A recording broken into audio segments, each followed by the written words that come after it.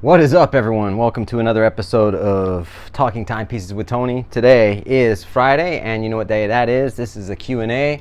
Ask the Magic Watch Ball.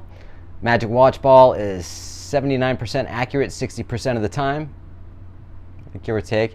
She can be a total pain in the ass, smart ass, all that good stuff. The reason why we do this is because it's just to lighten things up in the watch world. There's too many people that are agitated, uptight, and take this shit way too seriously. So anyway, some of the questions are for the watch ball, some of the questions are for me. And when the question's for the watch ball, it answers in however it wants to answer you, and then I put my 2 cents worth in. If you want to be a part of the Q&A, it's pretty simple. All you got to do is just comment your question, and it'll be featured in one of my upcoming Q&As. It was a crazy day today. Warner Brothers was on fire, and people got evacuated. And my apartment smells like electrical smoke from the fire. It was all over the news. You can Google it. And it was in one of the buildings here on the lot, but it was a close one, right behind the water tower. And I'm actually about 200 feet from the water tower, my kitchen window. So it was real close. I wasn't home, but my phone was blowing up, man. So it was pretty crazy. But that's not going to stop us from having a good time tonight, right? Anyway, I just got home. It's a holiday weekend, right? So cheers, everyone. I am drinking a Coors Light. What are you drinking? If you are drinking, you might be drinking anything, not even water, and that's cool too. So let's roll the intro and we'll get into the Q&A. All right.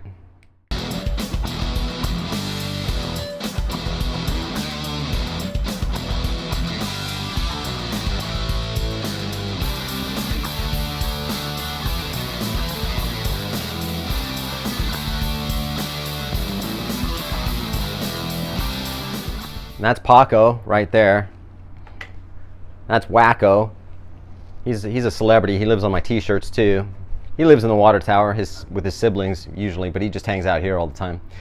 I'm wearing a Tudor Black Bay 54. I'm going to be doing a full review on this watch. I just got it less than a week ago. It's right on, dude. Anyway, the first question is not actually a question. It's more of a statement, and I figured it would be a good topic to bring up because this is like, it happens, having a larger watch, then you want to go to a smaller watch, and now you have a bunch of big watches that you don't want to wear because they're too big because you've got used to wearing a small watch, so to speak. Maybe I should use my hands a little bit more when I talk. This comes from Tony Soprano 497. Hey Tony, how you doing, man? All right, I'm Tony too, You can spell your name backwards, it's why not, know what I'm saying? Tony, all right. Anyway, it says love it. That's the Tudor 54. I tried one on. Tried one of these on. I'm a big guy with 7.5-inch wrists, and well, you really must be Tony Soprano, and think it still works. What stopped me from buying it is I'm scared if I started wearing this constantly, my other watches will appear really big, and I don't want a batch of expensive 40, 41, 42s lying in a watch box not getting wear, because I've fallen in love with the smaller size. Even so, I don't think I'll be able to resist it forever. I mean, that's fairly common, dude. So I have watches from 36, 37, 38, 39, 40, 41, up to 50 millimeters. I've got watches. I don't wear the 50 millimeter watch, but it's real simple, man. I get it. You start wearing something small, then all of a sudden you put something on that's like, it looks like a dinner plate on your wrist or something real big, The key to it is just constantly rotate, you know what I mean? So even though you love this watch, like I've had this watch, I'm going through that sort of honeymoon phase or whatever, I still take it off and put my other watches on, and I constantly wear them so I know what I'm wearing, so it doesn't become unfamiliar to me, you know what I mean? So say, for instance, I put a 41 millimeter on. It's like, okay, I know this is a 41 millimeter, and that's how it wears, and then there's no problems. I go put my 36 millimeter Cartier on, and I know it's a 36 millimeter Cartier, and I know what it is and what it's for and how to wear it, and therefore it doesn't give me any issues whatsoever. It's just constantly rotating them. If I put watches away for a certain period of time, so for instance, like if I pulled out my U-boat watch, which is 50 millimeters, and decided to wear that, I mean, that thing's freaking huge. I'm like, nah, I'm not wearing this. I don't care. But in that size, just constantly wear them. You know what I mean? And then eventually, they'll become part of you're who you are and what you are, and you'll know what they are, and they won't feel uncomfortable, or you won't feel like it's too big or the other watch is too small. You know what I mean? Make sense? Right on. Thank you for your comment, though, dude. I appreciate it, Tony. You know what I'm saying? Danny in Bay Ridge commented, "Love the new acquisition."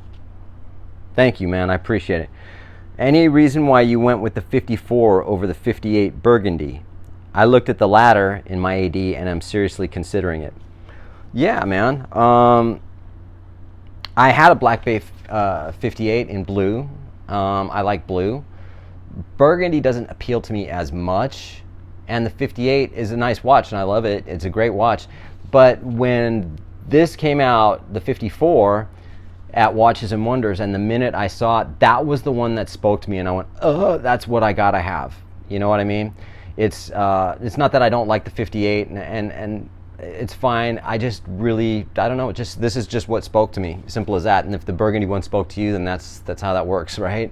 You wear what you love, you buy what you like, buy what you love, wear what you love. However you want to phrase it, it's all good. So yes, I do like the Burgundy, but I don't like it as much as the 54. Thank you, man, for your question.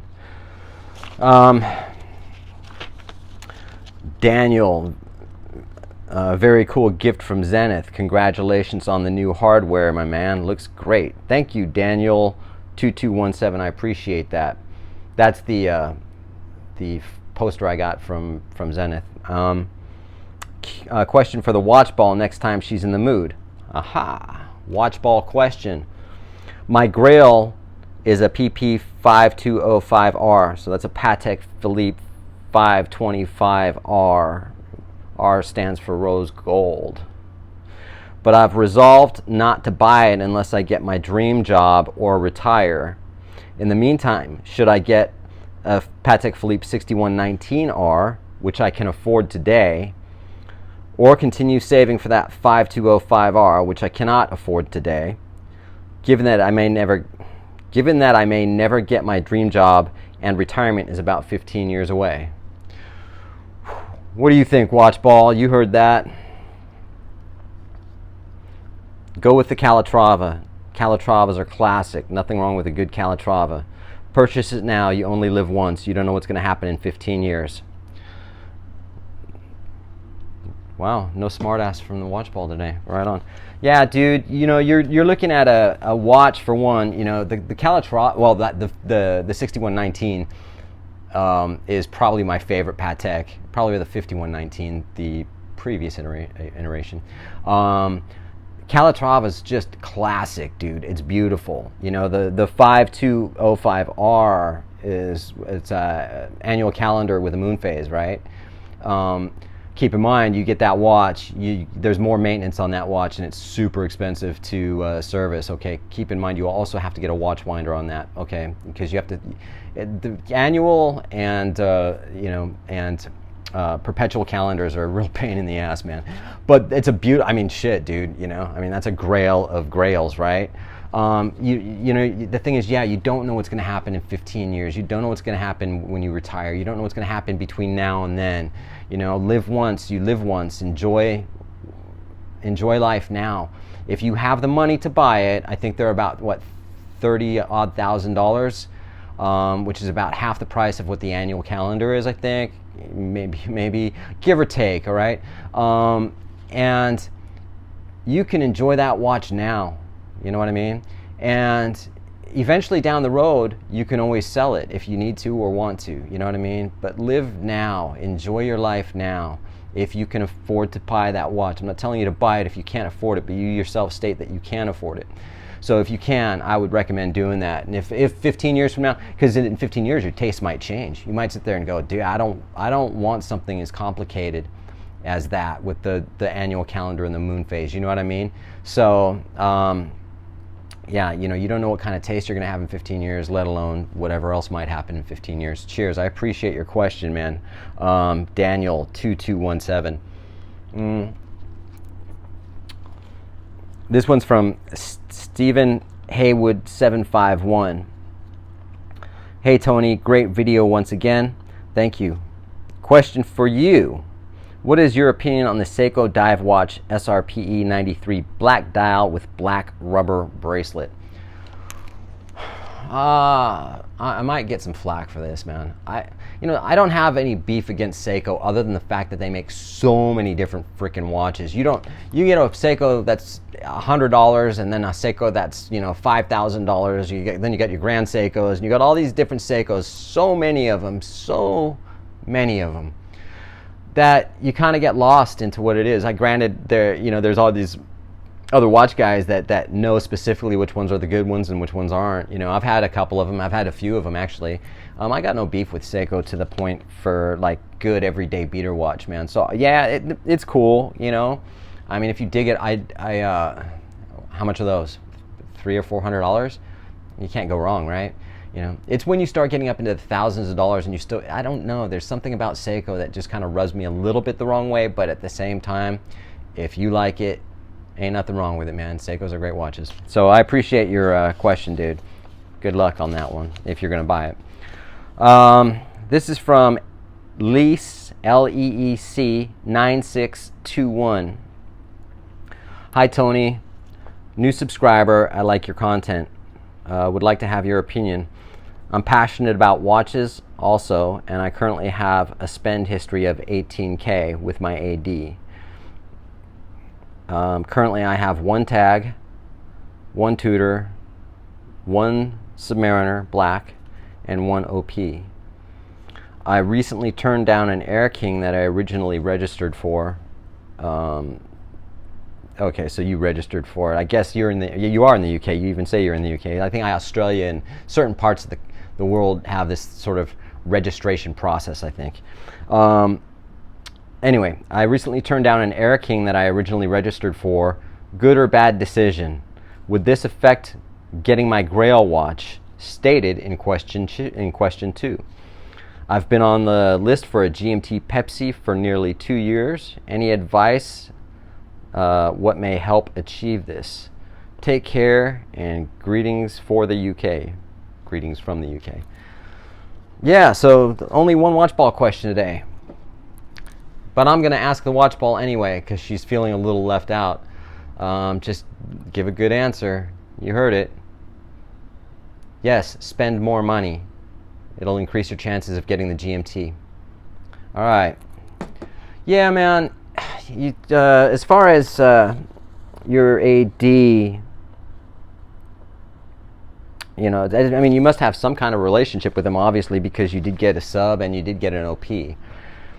Turning down the Air King, I know in England it's really difficult, so you're pretty lucky to get what you got, I think, depending on where you are in the UK. But I don't know. I would ask your AD, man, your rep, dude, with turning that down, I really want the GMT, this is what I'm looking for. But you're also asking for, almost the impossible, right?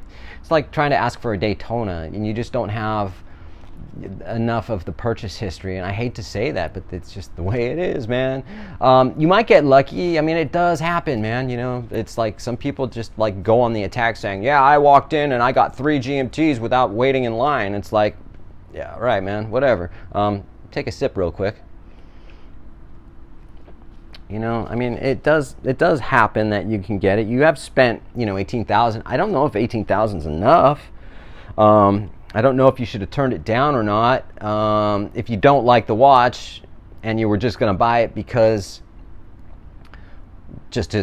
for the reason of hoping to get your GMT, then you did the right thing. If you turned it down because you truly didn't want it. I mean, I turned down a ton of Rolexes from my AD. I mean, I have. But you had apparently requested this, right? You turned down an Air King that I originally registered for. Yeah, you did. You originally requested it. And so now they specifically got it for you. Granted, again, and I'll say this, and I've said this before, they probably had that thing sold before they got off the phone with you or before you could even reply to their text, if that was the case. But still, yeah, I would continue to talk to him, man, because now once you turn it down, and say now I want a GMT, it might be a little more difficult, man, but that's a hard watch to get anyway, so I wouldn't hold your breath on it. But if you do get it, I wish you the best and congratulations, dude. So I'm sorry I couldn't give you a more specific answer, but you know, it is what it is right now in these times. So having said that, that's all of my questions, and I appreciate everyone who likes, subscribes, watches my channel. You know, I've still got to do a video on the Tudor full spec, and then I was going to do a video on the that lawsuit with the guy with the Patek Philippe that's suing his AD. I don't know if I should still do it. It's kind of like old news now at this point, right? It's so last week, you know. So let me know. But other than that, you guys have a great 4th of July weekend, all right? And I'll be doing another video probably tomorrow. So, all right, talk to you later.